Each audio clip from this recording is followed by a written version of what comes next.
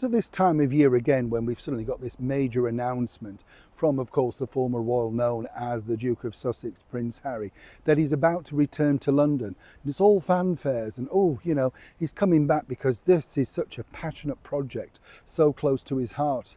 Is it though? As ever, let me explain. Hi, morning. Nice to see you, chums. Thank you so much for joining me today. Welcome back, one and all. Always nice to have your company. By the way, I'm glad you got involved with the video regarding, of course, the other charity, Mind, and the energy company E.ON. I mean, it's terrible. The thing that I was trying to get over, and I do hope that you got that part of it, was if you live alone and you get that sort of, text or email, it's terrible because you're sitting there thinking, how am I going to survive? You can never speak to anybody. It's always on the email, so you might not be very good at that. And then suddenly you're thinking, now they're going to take this money, I've got no money.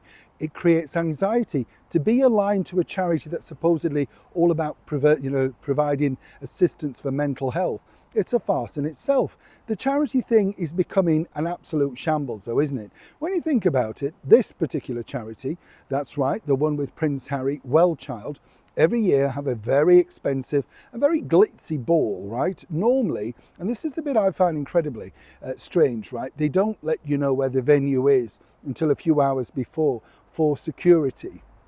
Now, this is odd, isn't it? Because when Catherine, the Princess of Wales, turns up, or William, the Prince of Wales, we know well in advance, hours in advance, where we're going to be and what we're doing. So what's so special about the secrecy of this particular endeavour?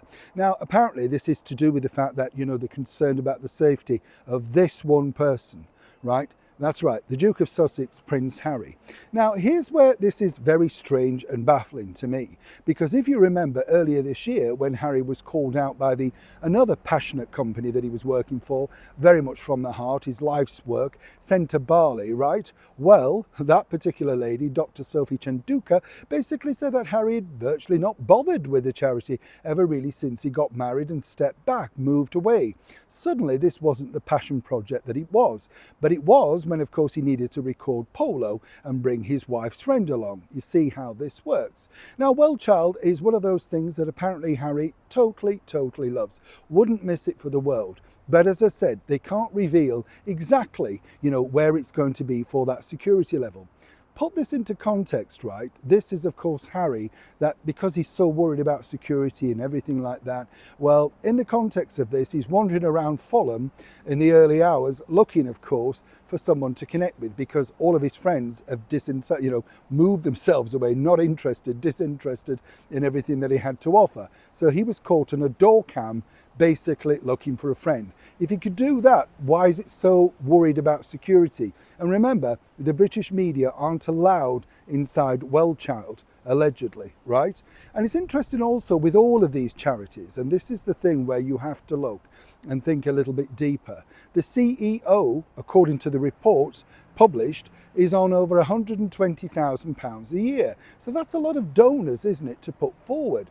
And when you think about it also, why is it just this one particular charity that Harry is ready to come halfway around the world for and, of course, have nothing really here in London for? And he himself apparently has said he's worried about his own security. Yet everybody knows the date of this particular charity and everybody could really sort of work out where this was going to be. What is fascinating is, and you can see all their accounts online, it's interesting to see, does Harry have the expenses paid, for instance? Does Harry's, accommodation, is that met by the charity? It's not very clear, and I'm not suggesting that is the case. I think clarity is the key in this particular endeavour.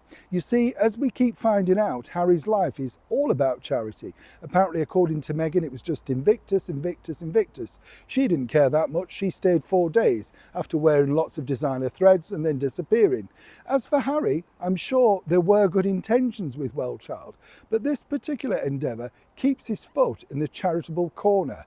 But right now, given what happened earlier this year with Centre Barley, it's going to be interesting as to whether people donate at such a high level or indeed question the background to what truly, possibly, maybe, allegedly going on behind the scenes.